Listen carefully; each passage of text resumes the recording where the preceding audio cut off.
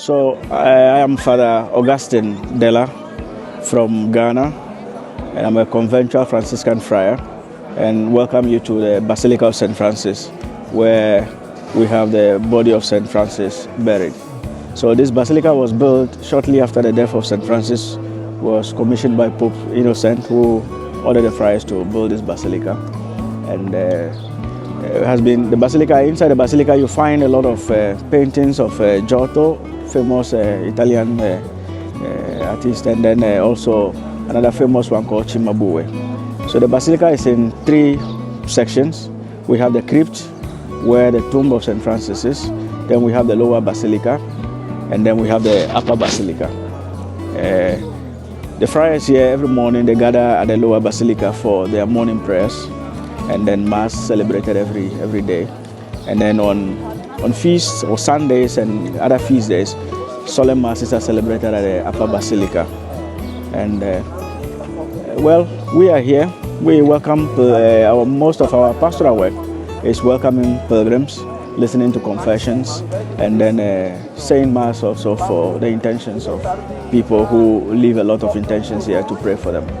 And so once again, you're welcome.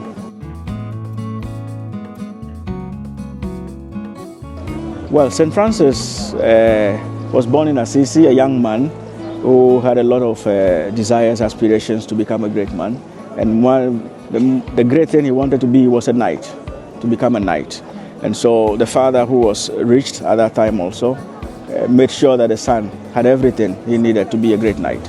And so Francis, there was a war between Assisi and Perugia. Francis went into that war to fight, but then he was arrested.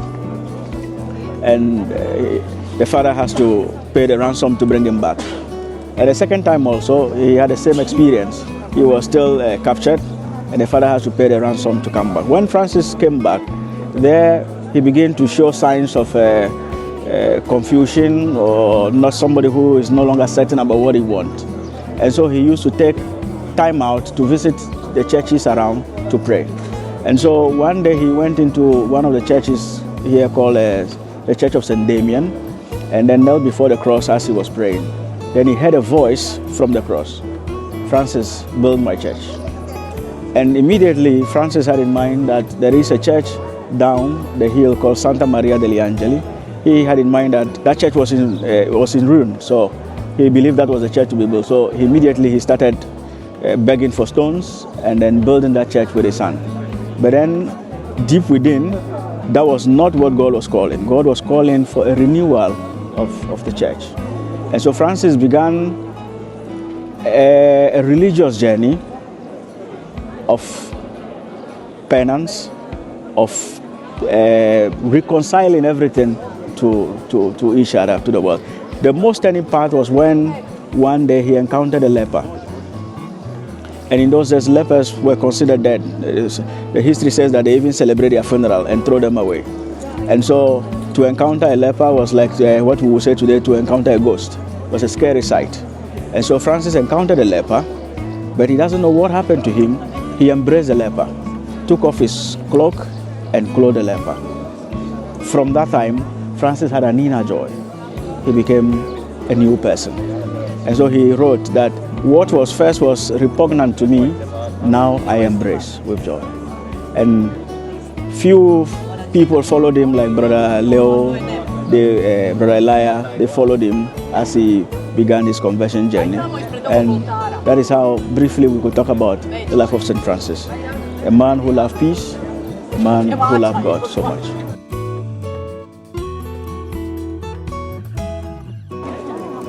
As I said, when Francis began this journey of, call it conversion, few of his friends followed him. And then they were just living in the plain, working in the farms, sometimes washing the lepers. And then they began like that. And in those days also, for you to be recognized as a religious body, you have to be recognized by the church. And so Francis, with his few followers, went to Rome to see the Pope. And he wrote the first rule, presented it to the Pope, and then the Pope accepted it for them. And then they begin to live their life as itinerant preachers who move about begging and preaching the word of God. And that's many people begin to join. Along the line, a lot of people came, the order became so great, and once there are a lot of people, there is also going to be a little bit of confusion. So there arose a bit of confusion within the order itself, even at the time when Francis himself was almost at the end of his life. And a lot of learned people were joining the order. Initially, Francis did not care about who else, anybody can be. But then the learned people are coming, and then they are trying to streamline some things, some rules. And then others will say, no, let us go to the original spirituality of Francis. And they will say, no, the world is changing. Let us move along with the changes that come. And so the order began to divided into a lot of different branches. But in our day today, we have three orders. We have the Order of Friars Minor Conventuals, Order of Friars Minor Capuchins, and then Order of Friars Minor. So these three families are the sons of St. Francis. These are all Franciscans. Yeah, all males. There are other people who, along the line, were inspired by the spirituality of Francis. And so they adopted that spirituality. And then the only way they can also make it more unique was to say that Francis is our father. And so we have a lot of people who will claim Francis as their spirituality, but then the original orders of the Franciscans are these three: Capuchins, Conventuals, and the OFM. Now that cross is called the Tau cross. The Tau from the Greek Theo, the letter T in Greek, which also stands for God. And so Francis chose that as his signature. Anytime he writes a document, he signed it with a T. So it's just, let's say, what we call a short form of writing God. So he write a T. And so that cross became a symbol of his signature and has become also the symbol of the Franciscanism.